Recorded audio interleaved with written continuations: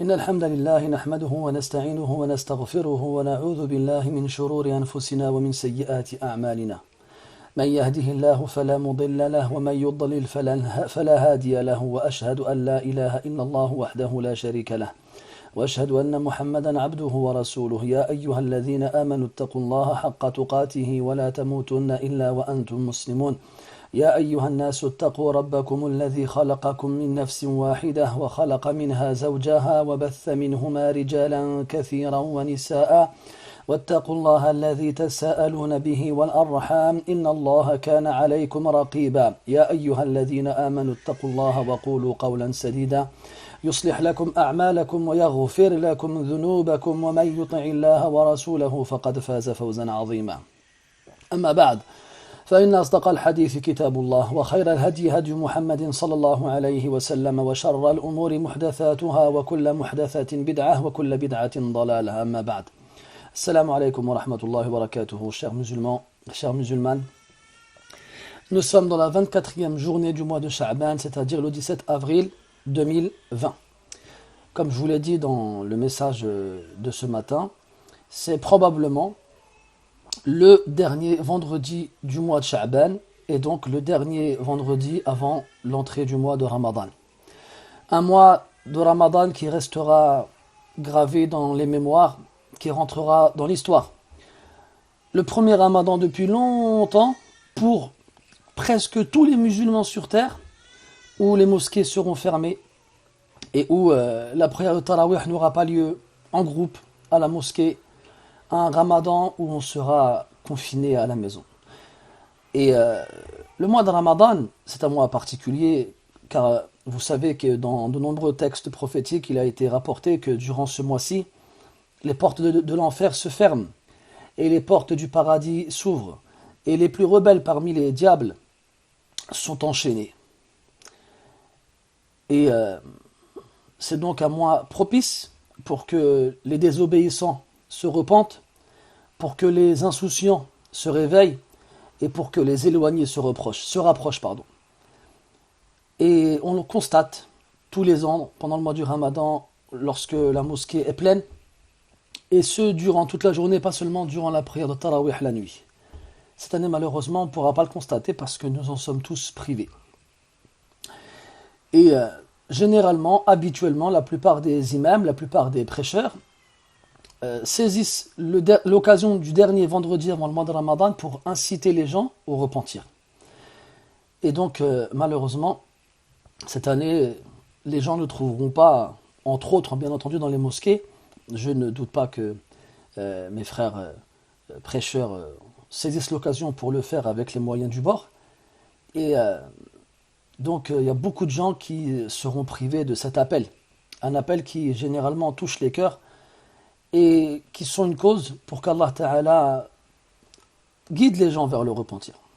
Donc là, vous savez, tous les ans en France, que ce soit en France ou ailleurs, à l'avènement de la nouvelle année, eh bien, on a ce qu'on appelle la prise de bonnes résolutions.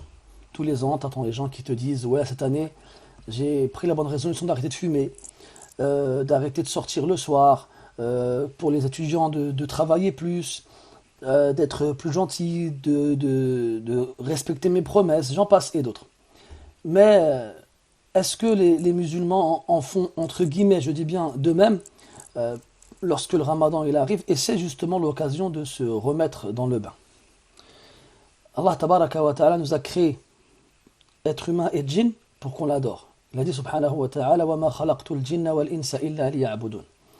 Je n'ai créé les djinns, les démons et les êtres humains qu'afin qu'ils m'adorent. C'est ça notre but dans l'existence, le but de notre présence sur terre, d'adorer Allah subhanahu wa ta'ala. Et le croyant, toute l'année, il adore Allah azza wa jal. Il l'adore toute la journée à travers les prières quotidiennes ou bien à travers le jeûne du mois du Ramadan, l'aumône ou encore le pèlerinage, que ce soit le grand ou le petit. Et il l'adore aussi avec le bon comportement, il l'adore avec la lecture du Coran, il l'adore avec plein de façons diverses et variées. C'est censé être le quotidien du croyant. Et pendant le mois du Ramadan, ce quotidien-là, il est bouleversé et il est boosté de par l'absence de ces diables qui ne cessent de nous tirer vers eux pour nous éloigner de ce but pour lequel nous avons été créés. Allah dit dans le Coran: أَفَحَسِبْتُمْ أَنَّمَا خَلَقْنَاكُمْ عَبَثًا وَأَنَّكُمْ إِلَيْنَا لَا تُرْجَعُونَ. Pensez-vous vraiment que nous vous avons créé sans but, sans objectif, comme ça, et qu'après vous ne reviendrez pas vers nous?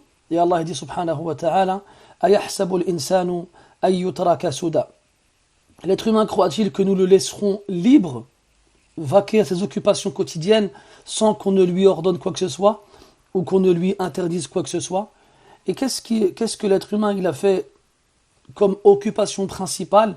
Il recherche la subsistance et il recherche le plaisir et le bonheur ici-bas, alors que ce bas monde n'est qu'un couloir que l'on traverse. On est passé par une porte, puis on a trouvé un couloir au fond duquel il y a une autre porte. Personne ne s'installe dans un couloir. Ça ne viendrait à l'esprit de personne. Et donc, avant le Ramadan, on est censé adorer Allah subhanahu wa ta'ala. Pendant le Ramadan, on est censé adorer Allah subhanahu wa ta'ala. Et après le Ramadan, on est toujours censé continuer à adorer Allah Jalla wa ala. Et là, je m'adresse à ces gens qui ne font pas de l'adoration leur activité principale. Et j'en fais partie. Tout le monde en fait partie. Nous sommes pris dans un tourbillon qui va à toute vitesse et qui nous empêche de garder la tête sur les épaules. On est là toujours en train de chercher 1 milliard d'occupations, surtout aujourd'hui pendant le confinement. Vous savez, je reçois pas mal de messages, ou bien des fois je lis différentes discussions sur Twitter ou ailleurs. Moi, je suis pas ailleurs, je suis que sur Twitter. Et je lis ce que les gens disent et je vois les discussions des gens. Des fois, ça me démange le bout des doigts, j'ai envie de participer, mais je préfère laisser ça à d'autres. Et je vois que les gens, ils comptent les jours depuis que le confinement a commencé comme si ils étaient en prison. Vous avez tous ce cliché en tête du prisonnier dans sa cellule qui, à l'aide d'une pierre, trace des traits sur le mur pour compter les jours. Parce qu'il n'a pas de calendrier, il n'a pas d'heure, il n'a pas la notion du temps. Donc là, je vois confinement jour 32. Ça y est, ça fait 1 mois officiellement qu'on est confiné. 1 mois. Jamais on est resté 1 mois chez soi, jamais. C'est la première fois. Nous qui sommes dans une société où les gens aiment sortir, où les gens, quand ils s'ennuient chez eux, ils prennent leurs chaussures et les clés de leur voiture et ils partent à l'aventure. On est comme ça. On ne tient pas en place. On a toujours quelque chose à faire. Même des fois, on se dit quoi, ben tiens, j'ai rien à faire, je vais aller faire un tour à Carrefour, au centre commercial. Sait-on jamais? Ou bien je vais aller faire un tour chez un tel ou une telle, visiter la famille. Bref, on a 1 milliard de projets qui nous viennent à l'esprit comme ça, en un claquement de doigts. Et maintenant, c'est plus possible. Alors, comme le confinement, il dure, en plus, on a appris il n'y a pas longtemps qu'il allait encore plus durer. De toute façon, il ne fallait pas se leurrer, c'était sûr qu'il n'allait pas s'arrêter de sitôt. Donc, on vient d'apprendre que notre peine a été allongée. Et dans les deux sens, hein. La peine dans le sens de la durée de l'emprisonnement et la peine dans le sens de la tristesse. Eh bien, alors les gens, ils essayent de tuer le temps. Alors ils se filment en mettant en scène différents moyens d'amuser la galerie. Ah, regardez, aujourd'hui j'ai fait ci, regardez, aujourd'hui j'ai fait ça. C'est toujours des scènes plus absurdes les unes que les autres. Donc les gens, ils tuent le temps. Mais c'est le temps qui les tue. Le temps ne lui fait rien. Le temps, jour de la résurrection, Allah, il ne le jugera pas pour être passé lentement ou rapidement. C'est nous qui seront jugés sur la façon dont on a occupé notre temps. Les plus prédécesseurs, ils disaient Al-nafsu, illam tashghalha bil-haqqi shaghalatka bil-batil. Al-nafs, c'est toi, mais à l'intérieur. C'est toi à l'intérieur. Ton ego, comme on le traduit en français. Si tu ne l'occupes pas avec quelque chose de juste, alors sache que lui, il t'occupera avec quelque chose de faux, quelque chose de nul, quelque chose d'inutile. Et c'est exactement ce qu'on voit aujourd'hui. C'est exactement ce qu'on voit aujourd'hui. Les gens, ils inventent des challenges, des défis qu'ils lancent aux gens pour allez, vas-y, t'es confiné, t'es à la maison, vas-y. Essaye de jongler avec un roule papier toilette, par exemple. Bref. Ce temps-là, qu'on est en train de perdre, il joue contre nous. L'horloge a des aiguilles qui jamais ne s'arrêtent et qu'on ne peut pas faire revenir en arrière. Jamais. Et année après année, le Ramadan, il revient et il nous tend les bras et il attend que l'on s'occupe de lui comme il se le doit. Comme lorsqu'un invité de marque s'arrête chez toi, eh bien tu lui fais honneur. Cette année, le Ramadan il va venir, toujours. Sauf qu'aujourd'hui, il ne va pas venir là où tu as tendance à le retrouver. Nous, on le retrouve à la mosquée. Cette fois, on ne va pas le retrouver à la mosquée, on va le retrouver chez nous. Donc la question, c'est comment est-ce qu'on va réussir à faire que chez nous, on arrive à vivre le Ramadan différemment. Je m'adresse aux tueurs de temps, à ces assassins, ces criminels, qui n'ont pas les mains entachées de sang, mais qui ont par contre le cœur souillé par cette action-là. Naam. Parce que le temps doit être un allié et pas un ennemi. Et lorsqu'on ne l'utilise pas à bon escient, malheureusement, il se retourne contre nous. Donc aux tueurs, aux assassins, ceux qui tuent le temps, sachez que les innombrables tentatives que vous avez de vouloir le poignarder avec le couteau de l'ennui, eh bien, ce couteau, ce n'est que dans vos cœurs que vous arrivez à le planter. Ce n'est que dans vos cœurs que vous arrivez à le planter. Et le cœur, c'est comme une plante. Il faut je perds mes mots, excusez-moi. Il faut l'arroser, sinon elle finit par mourir. Et la foi, c'est comme du feu. Un feu qu'on a allumé avec différentes branches. Si jamais on ne continue pas à l'alimenter avec du combustible, il finit par s'éteindre. Donc la question, c'est quel est ce combustible? Comment est-ce qu'on contribue à la vie du cœur? Comment est-ce qu'on contribue à l'augmentation de la foi? Comment? De quelle façon? La foi, Allah il dit dans le Coran, liman sha'a minkum ay yataqaddama aw yata'akhkhar. Pour celui d'entre vous qui veut s'avancer ou qui veut reculer. Il n'existe pas de point dans la foi où on stagne. Il y a beaucoup de gens qui croient que leur vie en tant que musulman est la même tous les jours et qu'elle ne change pas et qu'elle n'est pas modifiée par les événements qui se passent autour de nous. C'est faux. Si notre quotidien en tant que musulman il ne change pas, si on n'essaye pas d'aller vers l'avant, de devenir meilleur, de s'améliorer, alors forcément, même si on ne le voit pas, on fait marche arrière. On fait marche arrière et on recule. Donc la question qu'on doit se poser à nous tous, c'est qu'est-ce que je fais pour devenir meilleur? Qu'est-ce que je fais pour être un meilleur croyant et un meilleur musulman? Est-ce que Ramadan après Ramadan, ma vie reste la même? Est-ce que je n'ai mis un pied à la mosquée que la dernière fois où il y a eu un Eid? Puis, entre-temps, je n'y suis plus jamais retourné. On en a certains qui n'y vont que le vendredi.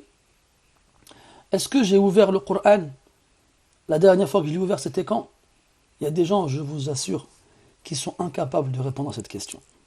Quand tu leur demandes quand est-ce que tu t'es servi de ton téléphone la dernière fois, alors là, il va dire, il y a 5 minutes, ou il y a 2 minutes, ou je suis encore en train de m'en servir là. Par contre, ouvrir le Coran, ou bien ouvrir un livre profitable et utile qui va contribuer à l'augmentation de la foi, ça par contre, c'est quelque chose de tellement lointain dans leur mémoire qu'ils ne savent pas comment retrouver ce souvenir. Et c'est là que le bas blesse. C'est là que le bas blesse. Donc, Allah ne nous a pas créé pour qu'on s'amuse. Allah ne nous a pas créé pour être insouciants, endormis. Les gens, le jugement des gens se rapproche et eux, ils se détournent dans leur insouciance. Allah dit dans le Coran وَلَقَدْ ذَرَأْنَا لِجَهَنَّمَ كَثِيرًا مِنَ الْجِنِّ وَالْإِنسِ لَهُمْ قُلُوبٌ لَا يَفْقَهُونَ بِهَا وَلَهُمْ أَعْيُنٌ لَا يُبْصِرُونَ بِهَا وَلَهُمْ آذَانٌ لَا يَسْمَعُونَ بِهَا أُولَئِكَ كَالْأَنْعَامِ بَلْ هُمْ أَضَلُّ أُولَئِكَ هُمُ الْغَافِلُونَ. Nous avons destiné à l'enfer énormément de démons et d'êtres humains. Ils ont des cœurs, mais ils ne réfléchissent pas avec. Et ils ont des yeux, mais ils ne voient pas avec. Et ils ont des oreilles, mais ils n'entendent pas avec. Ils ne sont que comme les bestiaux, au contraire, ils sont encore plus éloignés. Voici certes les insouciants.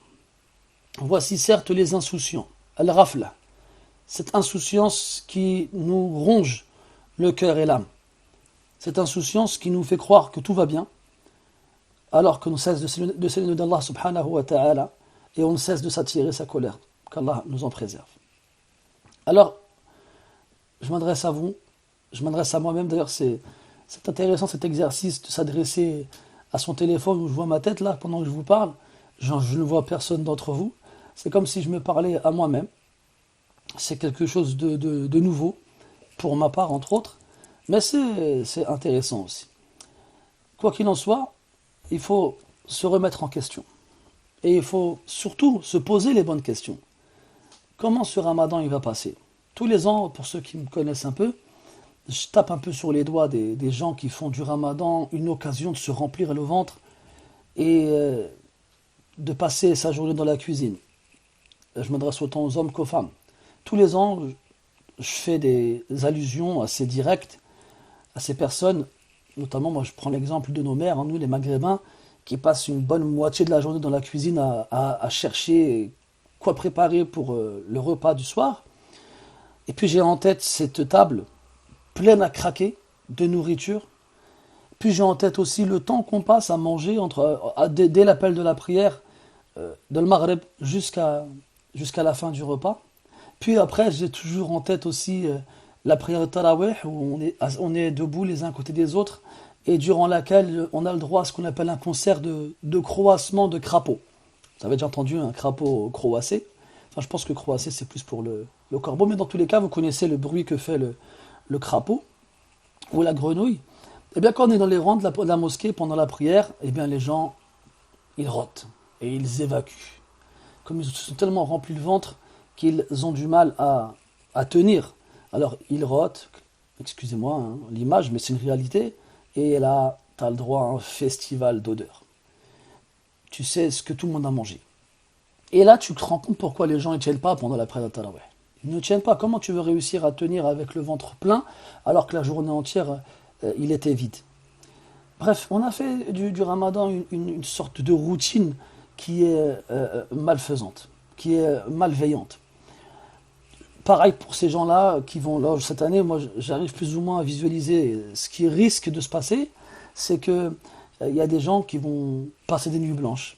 Ils vont passer des nuits blanches dans lesquelles ils vont sûrement regarder des séries télévisées, ils vont sûrement passer la nuit devant leur téléphone ou bien d'autres, ils vont passer la nuit avec une manette dans leurs mains pour ne pas dormir jusqu'au Fajr, donc jusqu'au moment où on prendra la collation avant la prière de la Fajr, puis ils prieront pour ceux qui prient, puis ils iront dormir.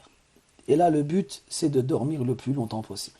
Le plus longtemps possible pour que la journée passe le plus vite possible. Et après, lorsque finalement on se réveille à 14h, 15h, on compte les heures qui restent avant le Maghreb. Mais c'est pas ça le but du Ramadan. C'est pas ça. Le but du Ramadan, c'est de se rapprocher d'Allah subhanahu wa ta'ala. C'est de s'améliorer, c'est comme un entraînement pour devenir meilleur pour après le Ramadan. Ibn Rajab al-Hanbali rahimahullah ta'ala, il disait que le croyant intelligent, c'est celui qui est conscient de la valeur de la période qu'il traverse. Sharafuz zaman. Donc quand la période que tu traverses elle a plus de valeur que le temps habituellement, tu en profites. Tu en profites. Mais nous aujourd'hui, on ne sait plus profiter ni du temps, ni de l'endroit. Parce que la valeur, les endroits sur Terre n'ont pas tous la même valeur. Et les périodes de l'année n'ont pas toutes les mêmes valeurs. Et normalement, lorsqu'on se retrouve dans un endroit sur Terre qui a plus de valeur qu'un autre, on est censé en profiter en termes d'action, comme à la Mecque et à Médine, où les prières surérogatoires sont multipliées par 100 000 et par 10 000, ainsi que les bonnes actions de façon générale. Et aujourd'hui, quand on se rend là-bas, eh bien, on se rend compte malheureusement que les actions ne changent pas réellement. On devrait passer notre temps à faire des prières surérogatoires. On devrait ne pas quitter la mosquée sacrée de la Mecque ou la mosquée du prophète alayhi salatu wassalam. Mais aujourd'hui, les gens, ils y vont, ils prient leur prière obligatoire. Ils vont faire quelques unités de prière, puis après, ils vont se diriger soit vers le centre commercial le plus proche, vers le restaurant de leur choix, ou bien ils vont retourner à l'hôtel se reposer. Donc maintenant même, la Mecque et Médine, on ne leur accorde plus la valeur qu'elles ont, ces villes-là. Et pareil pour les moments particuliers de l'année, que ce soit le mois de Ramadan, dont les nuits sont les meilleures de toute l'année, que ce soit les premiers jours de Dhul Hijjah, qui sont les jours les meilleurs de toute l'année, ou bien les mois sacrés, ou bien les vendredis, j'en passe et d'autres. On a perdu la valeur des choses. Il y a un proverbe arabe qu'on attribue à Ali ibn Abi Talib radiyallahu anhu, mais c'est à revoir en termes d'authenticité. C'est qimatu kulli insanin ma yuhsinuhu. Si tu veux connaître la valeur d'une personne, regarde ce qu'il fait de mieux. Quand tu verras ce qu'il fait de mieux, alors tu pourras juger de sa valeur. Alors là, regardez, chacun regarde ce qu'il sait faire de mieux. Il y en a, c'est le foot par exemple. Tu lui donnes un ballon, il fait des choses exceptionnelles. Tu te dis comment il fait ça, c'est pas possible. Tu lui donnes un crayon, il est quasiment incapable d'écrire de façon lisible, ou bien d'écrire sans faire de faute. Ou bien tu lui demandes de lire, pareil, ce n'est pas son fort. Il y en a pour qui c'est d'autres choses. Quoi qu'il en soit, on a perdu cette faculté de déterminer la valeur des choses. Et ça ne s'arrête pas seulement dans nos périodes, ou bien dans les endroits où on se trouve, mais ça se retrouve dans toutes choses. Il y a des gens qui vont pas se lasser en lisant, je ne sais pas moi, les actualités sportives, ou économiques, ou bien politiques, ou autres, mais par contre tu lui donnes un Coran, il se lasse. Il y a des gens, tu l'emmènes, je ne sais pas moi, je n'ai pas de noms qui me viennent en tête, dans des villes comme ceux qui partent en Thaïlande par exemple, en Malaisie, en Indonésie, les îles tropicales, ils y vont et tellement ils sont émerveillés, leurs yeux, leurs paupières arrêtent de cligner. Tu les emmènes à la Mecque et à Médine, ça ne leur fait ni chaud ni froid. Ça ne les touche absolument pas. Ils n'ont même pas l'idée de vouloir y aller. Ça ne les intéresse pas. Il y a des gens, tu les prends dans un car, de touristes, tu leur fais faire un voyage touristique, tu les emmènes dans les châteaux du Moyen-Âge, dans les grands monuments historiques d'un pays, ils sont comme ça émerveillés. Et tu les emmènes devant une mosquée, pour eux c'est un endroit banal. Pareil, regardez en termes de personnes à qui on donne de l'importance aujourd'hui. On va donner de l'importance à quelqu'un qui a étudié, un médecin, un avocat, je ne sais pas quoi d'autre encore. Mais celui qui a étudié par contre sa religion, celui qui apprend le Coran, celui qui enseigne aux gens leurs devoirs et leurs obligations, il n'a pas de valeur auprès des gens. Donc ça c'est un problème énorme de ne pas être capable de déterminer la valeur des choses.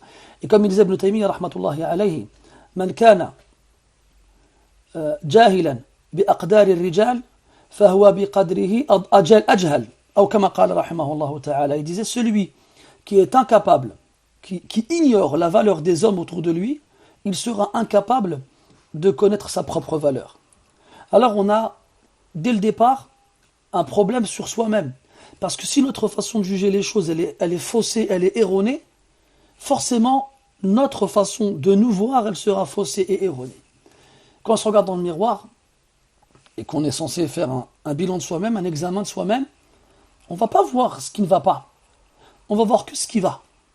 On va tenter de dire que cette personne qui apparaît dans mon miroir, elle est parfaite. Il n'y a rien à changer, tout va bien.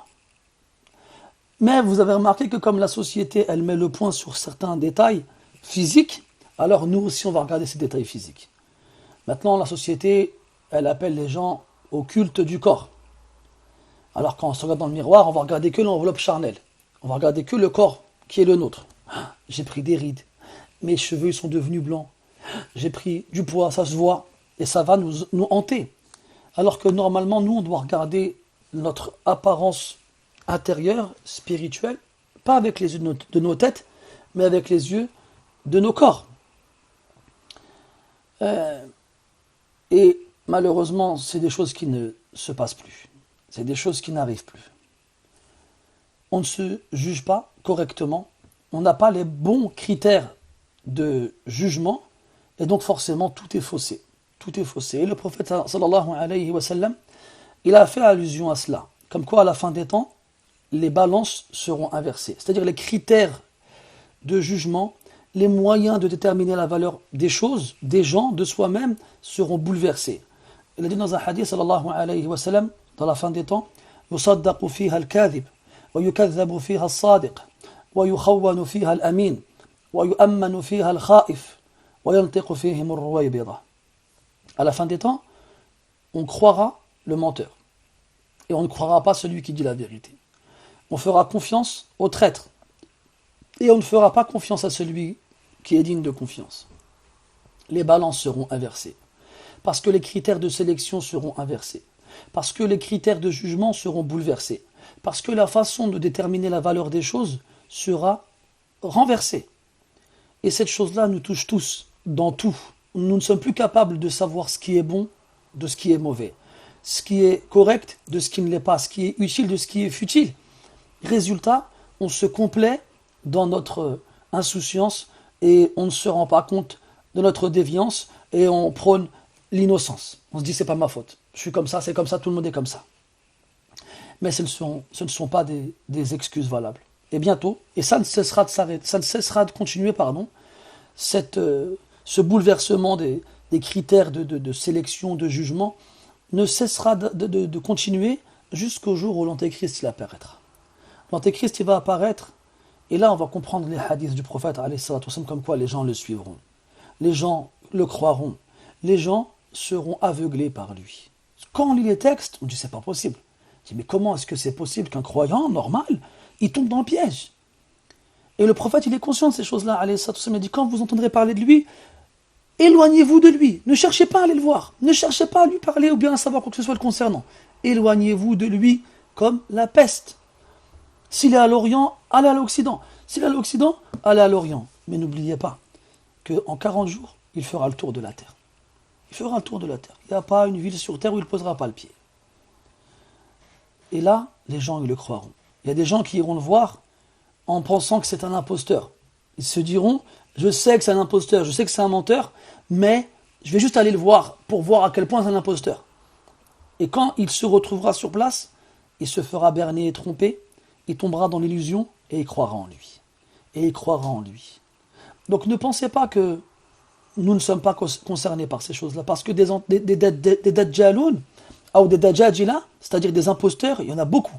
Lui, ad-dajjal al-akbar, le plus grand, c'est le fameux signe de la fin des temps qui arrivera bientôt, plus proche qu'on ne le croit. Mais avant lui, il y en a d'autres. Il y en a plein d'autres. Et il y en a plein qui tombent dans les pièges de ces imposteurs-là. Comme certains insectes sont attirés par la lumière et sans le savoir, ils ne font que se jeter dans le feu. Bref, il faut avoir ce principe-là, il faut le reprendre en compte. Reprendre entre les mains cette capacité de déterminer la valeur des choses. Quand on a la valeur des choses, on lui donne de l'importance. Regardez les périodes de soldes. Regardez le Black Friday. J'avais fait un sermon à ce sujet-là. Regardez les gens, comme l'engouement des gens dans les magasins. Regardez comment certains d'entre eux sont capables. On a vu des images de ce genre-là. Des gens qui vont planter une tente devant l'entrée du magasin. Ils vont y passer la nuit pour être les premiers à rentrer lorsque la grille s'ouvrira. Comme les fans de certains chanteurs, ou bien des fois c'est des films qui vont sortir au cinéma en avant-première, qui étaient attendus pendant des années. On l'a déjà vu ça. On a vu des files d'attente interminables sur des centaines de mètres, pour pas dire des kilomètres. On a vu des gens avec des sacs de couchage, avec des chaises des chaises de vacances pliables, avec des tentes de fortune qui ont campé devant les théâtres, les cinémas, les magasins. Pourquoi ? Parce que eux, quand ils disent aimer ce chanteur, aimer l'équipe qui va faire ce match, ou bien vouloir regarder ce film-là, ou bien vouloir profiter des soldes, ils ont la valeur des choses. Ils ont la valeur des choses. Et regardez la valeur qu'on donne au din, à notre religion. Regardez quand tu vas mathalan chez le médecin, tu es malade, tu tousses, tu as de la fièvre, tu as le nez qui coule, tu attends une demi-heure, 1 heure, 2 heures dans la salle d'attente, puis tu arrives devant le médecin, qu'est-ce que vous avez? J'ai le nez qui coule, il écrit, et encore, j'ai la gorge sèche, et encore, il écrit, puis il te place son stéthoscope sur la poitrine, il prend ta température, ta tension, après il s'assoit, vous avez une grippe, vous allez prendre ça pendant 2 semaines et vous irez mieux. Après, tu payes. Combien tu payes? Tu payes 30 euros. Tu payes 30 euros. Et tu es content. Ça a duré 5 minutes. Ça a duré 5 minutes pour 2 heures d'attente, 5 minutes, et après tu vas chercher tes médicaments. Combien de fois, moi, je reçois des questions, est-ce que les imams ont le droit de demander de l'argent quand ils font ruqya? Alors là, cette question-là, je la trouve impertinente. Impertinente. Ça viendrait de gens qui n'ont pas de moyens, de gens qui ne vont pas chez le médecin, de gens qui, voilà. Je la comprendrais. Mais ça vient de la part de personnes qui n'ont pas d'hésitation ou de problème ou de mal à donner leur argent ici et là pour tout et n'importe quoi. Mais par contre, quand c'est pour le masjid, quand c'est pour la mosquée ou pour l'imam, là, c'est plus normal. C'est plus normal. Écoutez-moi. Le prophète dit sallallahu alayhi wa sallam, ahaqqu ma akhadhtum alayhi ajran kitabullah. La chose qui mérite le plus, qui mérite le plus que vous preniez un salaire, c'est le livre d'Allah subhanahu wa ta'ala. Et les savants, ils nous disent que ça fait référence ici à Ruqya. Il y a un hadith où des compagnons étaient en voyage, une nuit, ils se sont arrêtés auprès d'une tribu, ils ont demandé l'hospitalité, on leur a refusé. Alors ils ont campé en périphérie de cette tribu-là. Puis le chef de cette tribu a été piqué par un scorpion. Alors ils ont été voir les compagnons, leur ont dit, est-ce que parmi vous il y a quelqu'un qui lit le Coran? Ils ont dit oui. Ils dit voilà, notre chef il s'est fait piquer par un scorpion, si vous voulez bien venir lui lire du Coran. Alors ils ont dit d'accord, à condition que vous nous donniez une part de votre troupeau, quelques têtes de votre troupeau, quelques moutons. Ils ont accepté. Alors un d'entre eux, il a été lire la Fatiha sur le chef de la tribu. Il s'est levé comme s'il était en pleine forme. Puis après, ils ont été voir le prophète, et le prophète leur a dit, comment saviez-vous que la Fatiha est une ruqya? Donnez-moi aussi une part de votre butin. Bref, on ne va pas s'attarder sur ce sujet-là, mais ça n'a jamais gêné les gens auparavant, sauf aujourd'hui. Parce qu'on est cupide quand il s'agit du din, on est avare, on est radin. Ça nous fait mal de donner du temps au din, de donner de l'argent au din. Par contre, quand c'est pour soi-même, son bien-être personnel, là, c'est pas un problème. C'est pas un problème. Acheter une nouvelle paire de chaussures alors que j'en ai des 10 qui dorment dans le placard, ça ne dérange pas. Acheter de nouveaux vêtements à cause des soldes, alors que mon armoire est pleine à craquer, ça ne dérange pas. Prendre des vacances ici et là, tu l'appelles, t'es où là? Ah, je suis au Canada. T'es où là? Je suis en Suisse. T'es où là? Je suis en Égypte. T'es où là? Tout le temps, quand tu l'appelles, il est pas un pied en France. Mais comment ils font? Comment ils font ces gens-là? Et quand tu leur demandes, t'as déjà fait le Umrah dans ta vie? Jamais. Quand est-ce que tu as donné de l'argent la dernière fois à la mosquée? Je m'en souviens pas. De toute façon, dans les mosquées, c'est des escrocs. On ne sait pas ce qu'ils font avec l'argent. Et moi, je donne pas. Je fais pas confiance. Je fais pas confiance. La ilaha illallah. Satus'aluna amma taqulun. Vous serez interrogés pour ce que vous dites. Bref, je me suis un peu éloigné du sujet. Mais moi, ce que je voulais, la chose sur laquelle je voulais attirer votre attention, c'est le fait de déterminer la valeur des choses. Alors, si vraiment on a la valeur du mois de Ramadan, on lui donnera de la valeur. Et on saura comment occuper notre temps. Donc le Ramadan, il arrive. De toute façon, Inch'Allah Ta'ala, on aura l'occasion d'en reparler, bi'idhnillahi Ta'ala. Et moi, je vous invite, bien sûr, globalement, à, premièrement, vous instruire dans les règles concernant cette obligation du jeûne. Ce que vous devez faire, et ce que vous ne devez pas faire, ce que vous avez le droit de faire, et ce qu'il est meilleur de délaisser. Instruisez-vous. Vous allez être confronté à un des piliers de l'islam, une obligation formelle et absolue. Soyez conscient de ce devoir qui vous attend. Et pour les gens qui ont des excuses, connaissez les excuses qui vous permettront de ne pas jeûner et sachez comment rattraper ces jours-là. Et si vous n'êtes pas capable de vous instruire, alors demandez aux gens qui savent. Allah dit dans le Coran, فَاسْأَلُوا أَهْلَ الذِّكْرِ إِن كُنتُمْ لَا تَعْلَمُونَ.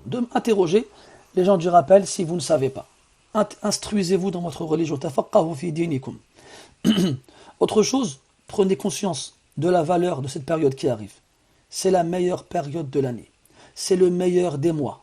Ce mois-ci est parmi les autres mois de l'année, comme Youssouf alayhi salam l'était parmi ses frères, comme Allah le dit dans le Coran. Donc prenez conscience de cette merveilleuse bonne nouvelle qu'Allah Ta'ala nous permet de vivre encore une fois. Et là, avec le coronavirus, avec le Covid-19, il y a beaucoup de gens qui sont morts. Même sans le Covid-19, de toute façon, pour moi, c'est juste une façon comme une autre de mourir. Eh bien, les gens, ils meurent tous les jours. Tous les jours. Parce que là, depuis que cette épidémie a commencé, on attire notre attention que sur les gens qui meurent de cette maladie-là, comme si plus personne ne mourait en dehors de cela. C'est faux. Il y a toujours autant de gens qui meurent, toujours de tout et de n'importe quoi. J'ai appris ce matin la mort de la mère d'un frère que je connais, un frère proche de moi, qu'Allah Ta'ala lui fasse miséricorde, ainsi qu'à tous les musulmans et musulmanes qui sont morts. Et les gens, ils meurent tous les jours. Tous les jours. Et l'année dernière, il y a des gens qui ont fait le ramadan avec nous. Et cette année, ils ne seront pas là pour le faire avec nous. Et cette année, nous, on sera là, peut-être, on ne sait pas encore. Mais on ne sait pas si on sera là jusqu'à la fin, ou bien on ne sait pas si on sera là l'année prochaine. Et quand on partira, on ne pourra plus jamais revenir. Donc, il faut se repentir. Il faut revenir vers Allah subhanahu wa ta'ala. Il faut être conscient de ses défauts, conscient de ses torts, conscient de ses imperfections et surtout conscient de ses péchés. Il faut se voir dans le miroir avec les yeux du cœur et pas avec les yeux de la tête. Il ne faut pas regarder l'enveloppe charnelle. Ça, ce n'est qu'un corps parmi tant d'autres. Ce qui compte, c'est ton cœur. C'est ça qu'Allah Ta'ala il regarde. Le prophète dit sallallahu alayhi wa sallam, Inna Allah la yanzuru ila ajsamikum wa la ila suwarikum, walakin yanzuru ila qulubikum wa a'malikum. Allah ne regarde ni vos apparences, ni vos corps, mais il regarde vos cœurs et il regarde vos actions. Si wallah, on faisait attention à nos cœurs et à nos âmes et à nos actions, comme on fait attention à nos apparences physiques, on serait des anges sans ailes ni auréoles. Mais malheureusement, le cœur, on l'a relégué au second plan et on ne fait attention qu'à notre apparence physique. Pourtant, si demain, on ressent des palpitations anormales, si on ressent des battements de cœur instables, si on ressent des douleurs, on va courir vers le cardiologue le plus proche et on va faire une batterie de tests pour voir ce qui le touche. Alors que là, ton cœur, il ne ressent rien.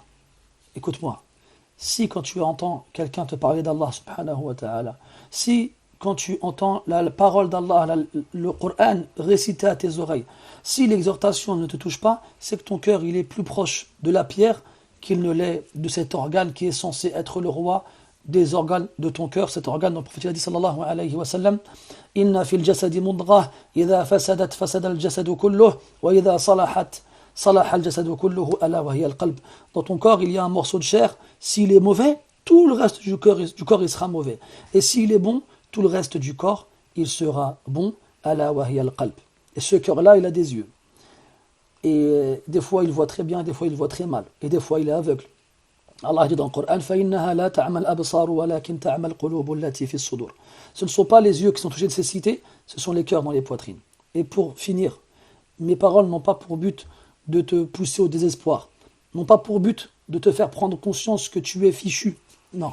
Tant que le cœur il bat, tant que tu respires, eh bien sache qu'Allah Ta'ala, il attend que tu reviennes vers lui pour venir vers toi et il attend que tu demandes pardon pour te pardonner.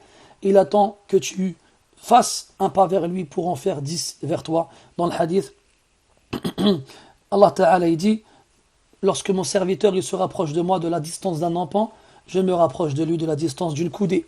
Et lorsqu'il se rapproche de moi de la distance d'une coudée, je me rapproche de lui de la distance d'une brassée. Et s'il vient vers moi en marchant, je viens vers lui en attendant le pas. Va vers Allah subhanahu wa ta'ala, fuis vers Allah azza wa jal, fafirru ila Allah. Quand on a peur de quelqu'un ou de quelque chose, on fuit à l'opposé. Allah azza wa jal, c'est vers lui qu'on doit fuir et on ne peut pas partir ailleurs que vers lui subhanahu wa ta'ala. Fafirru ila Allah, fuyez vers Allah, revenez vers Allah, repentez-vous à Allah, demandez et implorez son pardon et regrettez sincèrement vos manquements et votre négligence et insouciance et faites de ce ramadan un moyen pour vous rapprocher d'Allah subhanahu wa ta'ala et pas pour vous éloigner de lui. Faites de cette occasion en or qui vous est offerte un moyen d'augmenter vos bonnes actions et d'effacer vos mauvaises et pas l'inverse. Et faites attention à votre temps. Occupez bien votre temps, lisez le Coran, faites beaucoup d'invocations, faites beaucoup d'évocations et d'implorations et de supplications. Chez vous, vous serez à la maison vous ne pourrez pas aller vers les choses interdites. Ne faites pas en sorte que ces choses interdites-là s'installent chez vous, qu'Allah Ta'ala nous permette de passer ce ramadan convenablement, correctement, qu'il en fasse une cause pour qu'on se rapproche de lui et non qu'on s'éloigne de lui, qu'il nous permette durant ce mois-ci de tenir nos langues, nos yeux, nos oreilles, qu'il nous permette de lire le Coran le plus possible, qu'il nous permette de faire de cette période de jeûne un moyen de purifier nos corps et nos cœurs. Et j'espère ne pas avoir été trop long. Je viens de voir que j'ai fait à peu près 40 minutes. D'habitude, j'essaie d'en faire moins, quoi qu'il en soit. Qu'Allah il nous permette d'être utiles les uns les autres, profitables les uns pour les autres, et qu'il fasse de nous des clés qui ouvrent les portes du bien et qui ferment les portes du mal et pas l'inverse. Subhanak Allahumma wa bihamdik. Ashhadu an la ilaha illa ant. Astaghfiruka wa atubu ilayk. Je vous donne rendez-vous ce soir à 7h moins le quart pour notre lecture du livre qu'on a commencé la semaine dernière sur la description des étrangers. Et d'ici là, je vous demande à Allah de vous protéger tous et de vous préserver ainsi que vos familles. Wa sallallahu ala nabiyyina Muhammadin wa ala alihi wa ashabi ajma'in. Walhamdulillahi rabbil alamin. Wa barakallahu fikum. Wassalamu alaykum wa rahmatullahi wa barakatuh.